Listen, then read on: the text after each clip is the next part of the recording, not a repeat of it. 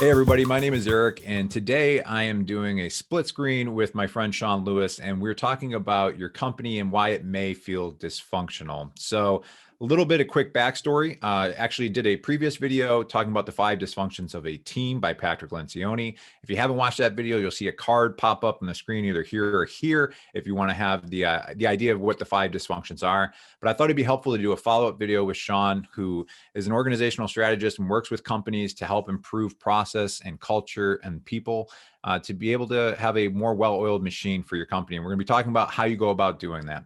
So Sean, how you doing today? Good. How are you doing? Thanks for having me, Eric. So Sean, we've talked about this quite a bit as far as like issues that pop up with businesses, and especially for a business owner or manager, like you can feel the tension or the dysfunction, or you just know something's not right, but you don't know why. Like you're trying to figure out like what's going on, what's happening, how did we get to this point? And I think you have a really great mind for kind of simplifying these things and explaining it. Like, what do you typically tell somebody, like especially a business owner, if they're feeling this way? Like, where do you start? I usually start with this maxim that business is easy. It's people that are hard. Because in reality, I think there's a lot of ways that we can really mitigate the people part. From my experience, even more than strategy or even the topic of product, most businesses and their challenges, they break down into either people or process. And the reason why is that if you've hired right to begin with, the people that you've hired, they want to do a good job for you. They come here with great ideas and they want to work with you to exercise those ideas. But I think that when you've mostly hired adults, and I know I'm kind of oversimplifying here, or at least mature young adults, they understand the definition of responsibility. So if we start having issues with either new people or people that are really great performance and have been with our company for years, after some sort of change in the organization, we most likely have a process problem, either a problem in the onboarding of the new employees, or we've caused some operational problem later on when we've made some changes without either referring to everybody's input to that change, or we've changed something and leaving a gap somewhere later in the processes. Well, I think that's a really important point too, because somebody might be watching this and like for one person, it may be a brand new business and they're already kind of experiencing issues. And that's probably something that might be more of an onboarding training, having that person actually understand what their role and what they're accountable to versus, I know from talking with you, you've highlighted that sometimes you can have a peak performer who starts to fall off. And you think that this might be because there were changes that happened in the business that maybe they're not aware of or consulted with, and they don't feel that same energy. What do you do in those situations, in those two different situations? So let's say newer employee, we're assuming it's a good hire, but it just doesn't seem like it's fitting for whatever reason. Like, what do you look at specifically for that? I look to see if their role has been clearly defined, right? Do they have the proper description of what their job really is? Do they have really good measures of success to really live up to? And if they have to make independent decisions, do they have clear boundaries from which to work within? We sort of leave the training up to somebody. If we don't have a great onboarding process, it's only as good as the person that's training them. And it's also only as good as the day that they're having while they're training them. If they do a good job training somebody, we're going to have a good employee, right? If we haven't trained them properly, or that person was sort of not sort of phoning it in that week when he's training this new person, then that person is going to not do his job well. He's going to have lots of gaps in the holes. So by default, we sort of, oh, well, Bob trained him, therefore it must be the employee's a dud. But we really didn't keep to a proper process for onboarding that person. So our bias is to think that this employee is a dud. So we really have to start going back onto, do we have a good onboarding process? And is this new employee, or whatever this new employee's role, if he's been around for a while, an employee's role, if it's been changed, is there good, clear measures of success, a good description of what this real job mission is, and what are the boundaries that they have to work within? Yeah. I think one of the things that's interesting that I've kind of realized, so for my history over the last 9 years, I've worked at 2 different companies and I also started my own business that I'm running now. But I am not a process person. I can do it, but I don't enjoy it. Like sitting down and documenting and processing and creating an onboarding and a training or something like that for an employee to me is painful. And on the employee side, I was almost attracted to businesses that were very not focused on process, because I was like, oh, it's creative, it's exploratory, there's no boundaries. Like I can go in and just do things. But what I found in both of those situations is I would get to a certain place and I was just like, even though I don't even like boundaries and process, I Mhm. was almost like, I need something here. I need, like, I don't even know what I'm doing in this role anymore. Like I need like a little bit of guidance. So just something that I found interesting, how like the very thing that I was attracted to about a company becomes the thing that was a frustration for me at times, because I'm like, I need more guidance and structure, even though that's not what I want. Yeah. I, I I think you describe sort of things that happen in any relationship, right? Maybe we fall in love with somebody because they're a free spirit or because they buy us nice gifts. And then that becomes the reason why our relationships break up, is because, wow, this guy's a free spirit. He can't keep a job anymore. Oh, this Yeah. guy, we can't get a house because this guy keeps spending money all the time, right? So there's these things that are always double-edged swords, right? They're good in small companies when you're growing things, right? You still want to start itemizing processes, because at the end of the day, the reason we want processes is so that we can delegate very well. Mhm. And it's the natural chain of, if I want to be able to recreate something and I'm not the person there anymore, the process has to be in place, because as we grow, that person is going to get promoted. What happens? There's not going to be anybody that's going to be coming along in the wakes on the bench, so to speak, that can recreate that same quality of work that this person did, because the process was all up here, or the process was kind of seat of the pants, but my decision making is going to be different than the person coming in. So if we want to make a uniform decision making to keep the quality of that product high all the time, year over year, as we grow the business, iteration after iteration, maybe branch over branch, the processes really have to be in place as we grow. And the sooner you're able to do that in a growing business, the far better you're going to be when the business is already maybe 3 times the size and you don't have to go backtrack. Yeah, yeah. I mean, it's kind of a pretty used over cliche, but it's like that foundation that you're building that business on. And you see houses like this. Like maybe it was somebody who had this size house, and then they're like, oh, I want to add this. And it just becomes this Frankenstein property, and it just doesn't feel right, because it wasn't all designed at day one for that. And it's hard to have that vision for your company, to see like the importance of process and documentation and training and onboarding and all these things. But if you're putting that work in when your company's at 10 people, and then when your company's at 50 people, it's so much easier to make that transition. Yeah. And I also know that for anybody who might be watching this, who is like me, who's like, I don't want to take the time to process and document and all that kind of thing. Um, I have a friend who's looking to potentially sell a business, and he's doing everything himself because it's an online business and he can afford to do it. But he's not actually like documenting like the way he's doing things, and he's not pulling people in underneath him to that he can delegate stuff to. And it's my understanding that when you go to sell a business, that your multiple is going to be lower if you don't have these systems, people, and processes in place.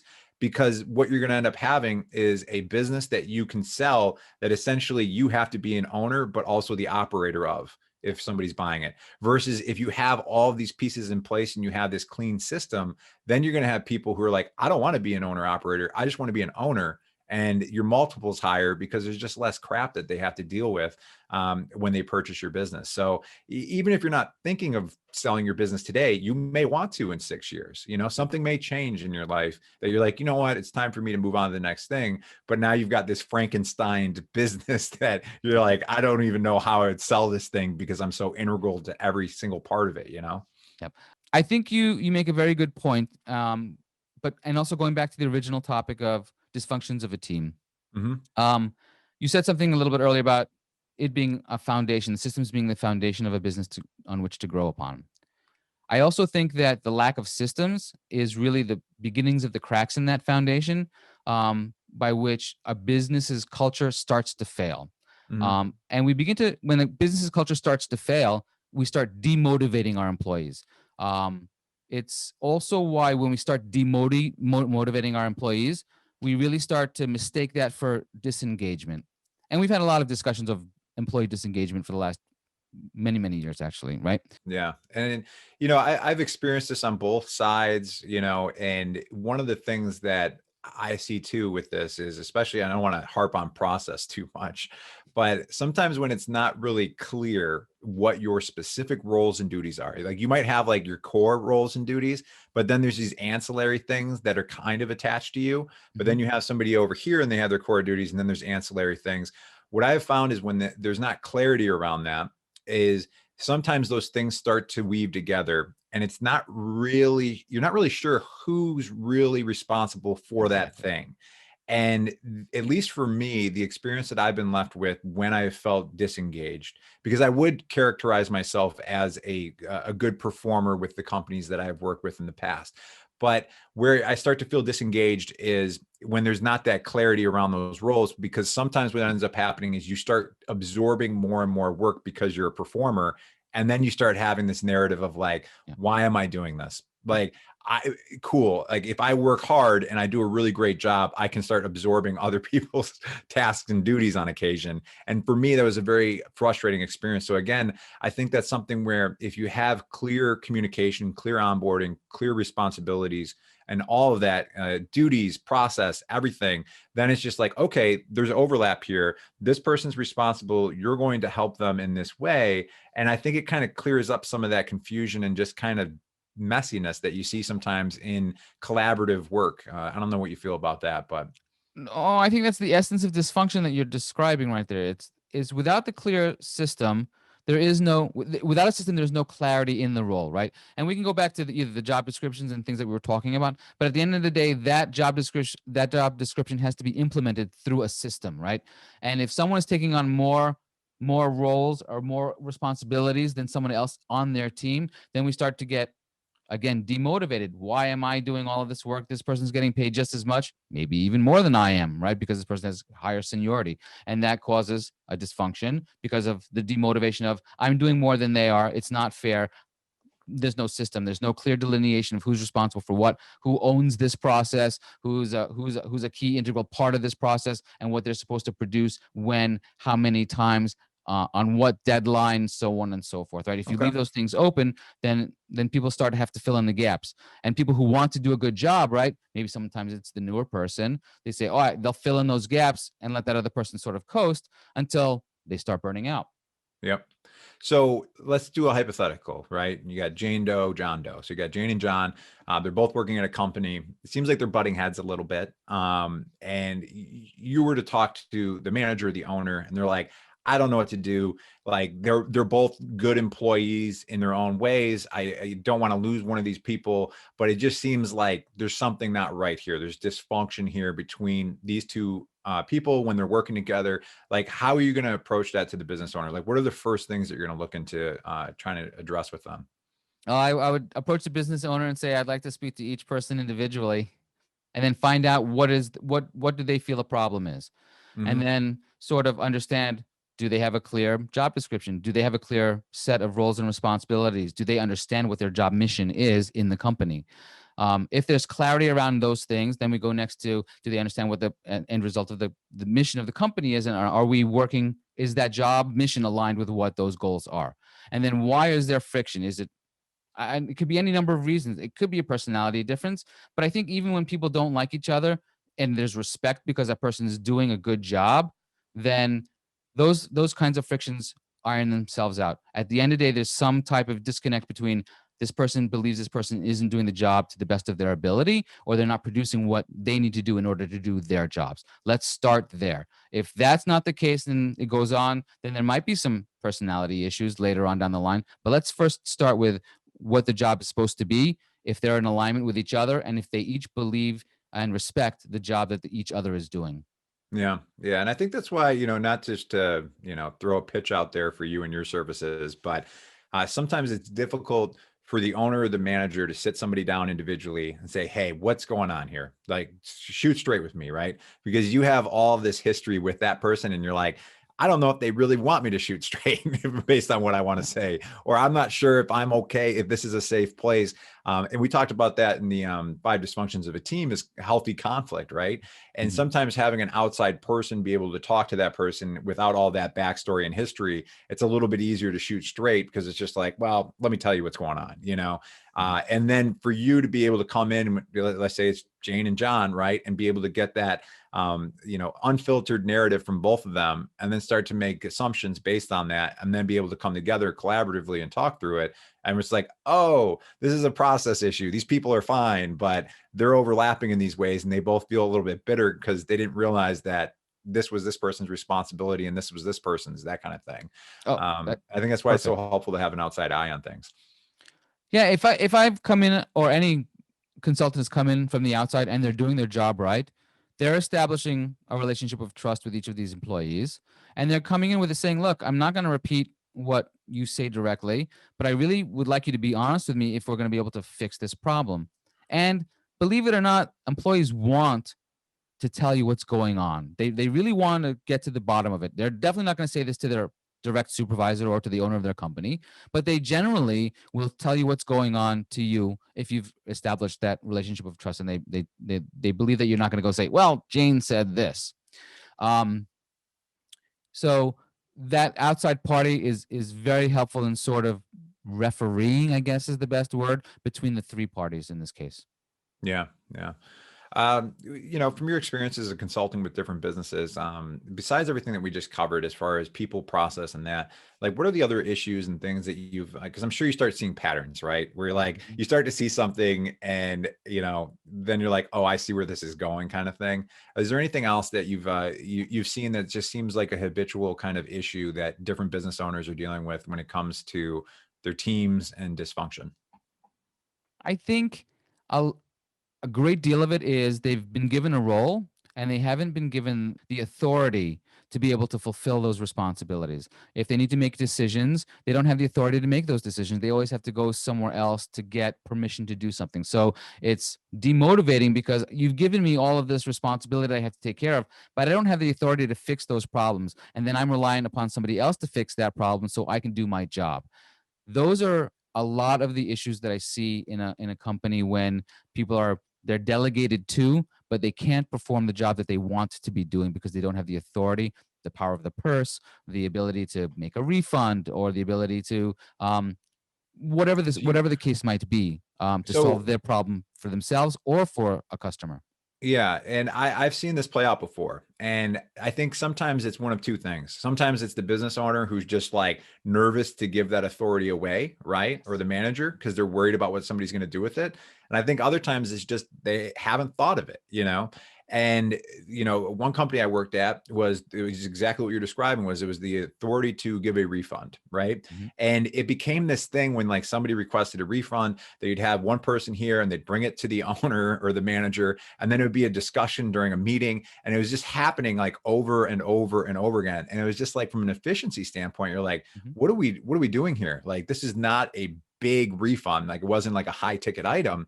And just by being able to address that this is clearly an issue and writing it down and saying, no, we're going to stomp this issue out. And basically the answer to it was just give this person the authority to make a decision. And we did that by giving that person parameters to say, Yes. hey, if it's under this dollar amount, you make a decision. We're going to live with it, right or wrong, and we'll learn from it in the occasions that maybe it was wrong. But like all of a sudden, all this time just like freed up in the business because we're not having these discussions over the same thing over and over again. But I think I don't want to say complacency is the right word, but it's just like you do things a certain way and you just get used to doing it that way. So you continue to do it that way. And then all of a sudden it's just like, this isn't working for this business that we have today. It worked Yes. 3 years ago, but that was when we had 3 employees. Now we have 30 and this is broken now. And it's like being able to have somebody with a good eye that can look at that and help you identify these issues and work through those. I think you can just free up so much time for the business owner. Because for me, talking with business owners, because I do marketing consultancy, that's usually the number one thing is time. They're just like, I don't have time to do this. Like I am pulled in every single direction of my business, and just to even identify this simple process issue sometimes is a pain in the butt. Yeah.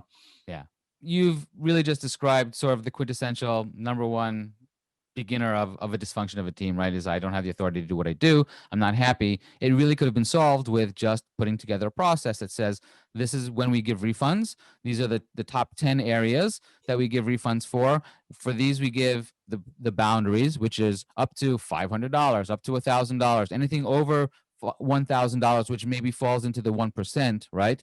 Mhm. Then we have to necessarily go get a second opinion, or whatever the case might be.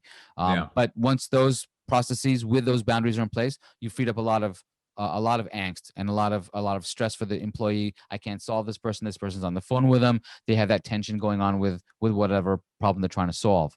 The other part of it also is that you talk about time, the amount of time that's wasted in fixing problems and putting out fires.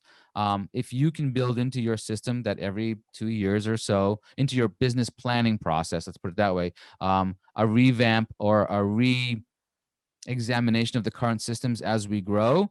Does this still work? Does this not still work? Or you have some type of open dialogue between the people that are coming in or who are doing the job and say, we would like to make a change to this system. Then let's put it on the docket and make sure that we have a particular plan that we do every month, that we look at systems that people are saying we should be improving upon. Yeah. And I think that's like where the culture kind of comes in a little bit too, Yes. because if you're, empowering your employees to find issues and not treat issues as this big, bad, scary thing, but to be like, all right, cool. Like, Yeah. you identified an issue. That's awesome. Like, Yeah. now what can we do with that? How can we build this thing out or change it or tweak it? And, I haven't been involved in an organization that went this far with it, but even if you can incentivize those people to do that, because then maybe it's like, hey, if you identify an issue, you come up with the potential solution, and that becomes part of our new process, Mhm. like XYZ, Yep. because that is so valuable, because again, you're like delegating that, even just finding the issues to your employees, but you're also just empowering them to feel like, you know what, I'm going to be heard if I come up with this. And not only am I going to be heard, but it's going to be celebrated that I pointed out something. And granted, there's a delicate, communication of that, because you don't want to be like, hey, Jim over here sucks, you know, but you It's can be not like, hey, Jim, it's the process, right? yeah, but it's just like, I think, Jim, I noticed that you're struggling with this thing. And I think it might be because of actually like the way that I'm delivering stuff to you is kind of chaotic for you. Like, I think that's an issue. Like, how can we help you with this issue? So it's so much of it too, is just how you couch things and be able to bring them up in like a positive spin in some ways. I agree. Diplomacy is key in these things, right? Yeah. But I like the idea that you had. I think take it one step further, as you can incentivize your employees that if there's cost savings associated with this, we'll give you 2% for 6 months or 1% for 9 months or whatever the numbers work out to be. But then you'll get a lot more ideas. People say, "Oh, we can save money here," and then you've sort of built in a whole consultancy arm of your own people to go help improve efficiency inside the company. Yeah, I think sometimes fixing things is painful, right? Because you're going to get buy-in, and then you got to come up with it and you got to test it. And even just that phase to actually get it to where it's going to be the final thing it's Yeah. a process. But if people can kind of start to look, and we're both kind of numbers people, I think, if you can start to look at things from a number standpoint, you go, okay, this employee is costing the business $50 per hour total gross, right? And this, why don't we say 60, because it'll be even with a clock. And you go, that one little thing that they're doing that takes them an extra 2 minutes, but they're doing that 30 times a day, right? So that's costing us $30 every single day that employee is doing that one little thing. And I know we don't want to fix it, but they work here 25 days a month, So then you're like, maybe this is costing us 700 to a grand. Oh my gosh, that 2-minute thing is costing us $12,000 a year, And if you kind of extrapolate things out a little bit, I think then it kind of, at least for me, I have more juice to try and figure this thing out, because you go, this is not a 2-minute issue. Let's just forget about it. We got bigger fish to fry. This is a $12,000 per employee in that position a year problem. So we need to Absolutely. fix that problem. And we're going to do it by fixing this 2-minute issue, and just being able to reframe the way that you're thinking of these issues, maybe in a larger sense, to kind of give them more gravity. You said something else about the buy-in. I think you identified a really good point also, which is that if these fixes are coming from the people doing the jobs, the buy-in is already there because they're already generating the idea. It's not management coming in and saying, "Oh, we're going to help you save 30 minutes of your day so that the company can save, $30. This is how we're going to do it." When those kinds of things come from the employees, it's they get the benefits of the recognition, which is sometimes as more important to longevity and retention than anything else in a company is the employee Same for me. recognition. Yep. I hate that about myself, but I'm like, I do want to be recognized I for know this good work, we look, we're humans. We want to see that the things that we're doing are being impactful. attributed to us, Yeah. right? So that, wow, I feel good. I can go home. I'm proud of what I'm doing, right? This is it's our natural tendency. So let's play on those things, right? the fact that it's coming from them, you already have the buy-in. And if you get a whole group of individuals that are working together on a team and they come up with these solutions, then that team is already bought in, and you already have an advantage over something that came from management down. Yeah, yeah, that's a really good point because I think that famous business book, Who Moved My Cheese, right? And Yes, it's just exactly. like people, especially in certain roles, do not want change. They want Yep. it to be the same. They want it to, not be able to switch up the process or the way that they do Mhm. things.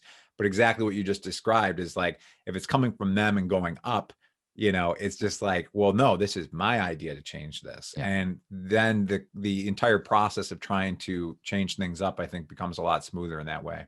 Yep. I found working with organizations that the employees themselves, they really have a lot of ideas that they just don't have the outlet for, or the receptive ears for, in their organizations, and they really can affect good change. I agree that change is hard. Some people don't want to do it, but at the end of the day, they don't want to be wasting their own time. Yeah. Yeah. And something that you just said there too that made me think of something was, as far as like the ideas that maybe they're not receptive, or what does that environment look like when somebody's bringing an idea? And I know I brought up issues and kind of reframing them as a positive. But I actually, a neighbor of mine who is a creativity professor, and he's taught all over the world the creative problem solving process. So the way he described it to me is there is a time for divergence and convergence. And I'll probably screw this up, but basically what it is when you're in the idea generating state, there are no bad ideas. Like, and that is not just like you saying that's a bad idea. That is like somebody presenting an idea and you go, Exactly. The body like language. you just make this little bit of body language, and that person, they go like excited about this idea to just shut down. Yep. And then when they had that, and maybe that idea stunk anyways, but you never ever want to tell them that, Yep. because they might have an idea that's coming down the pipe that is going to be huge for your Yep. business. And what are they going to do in that meeting? They're going to sit there and sit on their hands, and they're not Yep. going to share it because they're like, well, why am I going to throw this idea out there and just watch it get blown to pieces? So Yep. I think from like a cultural standpoint, if you're trying to engage your employees to have them open up and share potential insights that you can't see because you're not in their seat, you got to be really, really careful about not only just what's being said, but the body language in the room of when ideas are being generated. And that's why I think if you can have it, even that, have a process to it of like, hey guys, no bad ideas. We're just going to stick them up on the board. We're just going to get everything out right now and try to generate as many as you possibly can. Because usually the unusual ideas that come later in the process are the ones that can be truly like revolutionize your business.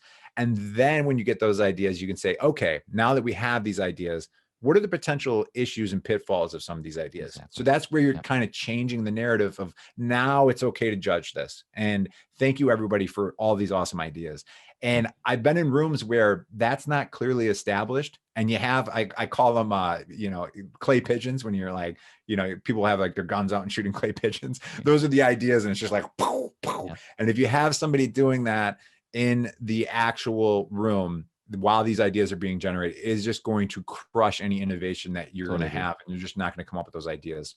Totally agree. You never know that even that one crazy idea might be like, oh, but what if we did this with it? And then all of a sudden that idea goes from lunacy to pure genius, right? One Yeah. tweak. Oh, we'll do this on Wednesday. Oh, perfect. Yeah. Whammo. It just became a genius idea, right? So Yeah. yeah, you Yeah. can never shoot down any ideas. I think what you're describing was explained to me as a forced connection. So Mhm. it's like somebody has that idea and they're like, oh, what if we use the banana? And then like that made no sense for a solution. But all of a sudden somebody else has a banana in their head or the color yellow. And then they're like, oh, well, yellow, like school bus. Oh, what if like a school bus, So if you're destroying the idea that maybe isn't that good, but it's not allowing somebody to have that forced connection into the next thing that potentially is that, awesome, awesome idea, like culturally. And I know that culture like is kind of this taboo thing. Maybe taboo is not the right word, but it's used so much. You're like, what's your why? What's your, it's so overdone. But that's where I've seen like culture erode the ability for a company to rise above what they're experiencing at that moment, because everyone's just kind of like, and they Yep. don't, it's dysfunction. They don't have that trust. They don't feel like they can Yep. present an idea and, everyone's just going to think I'm stupid, Yep. Also very, very demotivating, a big cultural issue, then also causing dysfunction amongst the team because I had that great idea, you shot it down, that really could have worked. Now you've bred dissent between two individuals that were working together that maybe didn't have any dissension before. Now you've created a situation to cause more dysfunction. Yeah. And I wonder too, if like you're looking and analyzing your own employees, you know, you might have people that are better idea generators, and then you have Mhm. people that are more cautious, but there's strengths and weaknesses to both of those positions, right? So, Absolutely. you know, it's like, maybe it's just like, hey, for this employee, here's your time to shine, because we're going to try to pick this apart now that we're at that stage. Like, what are the potential issues? And hey, you as the idea person, this is what we're doing at this part of the process. So don't be afraid of this. Like, now we're going to actually look to see the viability of this, but we're still going to have a positive, you know, outcome of this and see how we can make this work.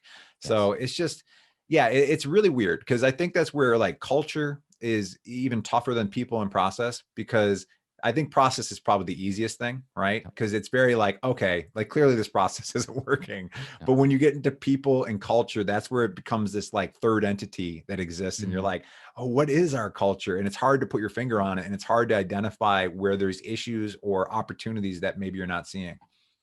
I think if we start looking at culture under a different definition and say, what is culture? Culture is a set of behaviors that we have as a company. And we have to trace where these behaviors come from, right? So if there's dysfunctions, this culture of dysfunction happens because these people are behaving in this certain manner with each other, with their customers, with their teammates, etc. Right?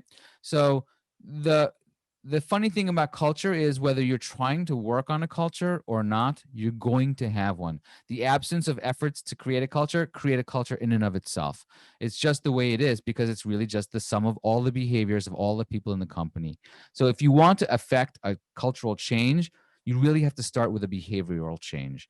And that I think speaks to the ultimate um, question of the five dysfunctions of a team is really, have we created a culture where the behaviors have created the dysfunctions, and how do we change those behaviors to eliminate those dysfunctions?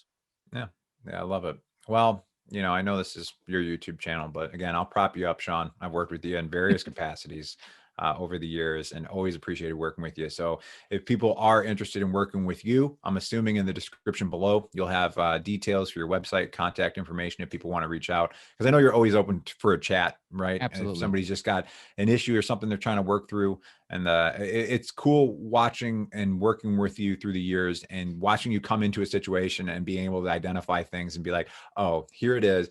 And then like, I just watched the tension, especially for the business owner, just like dissolve like over that issue. Right. And it was just being able to have somebody from the outside come in was super helpful. So definitely, people, description below, check out Sean, give him a call, drop him a line. I think he'll do great things for your business. Thank you, Eric. And it has been wonderful working with you too. And the feelings are mutual.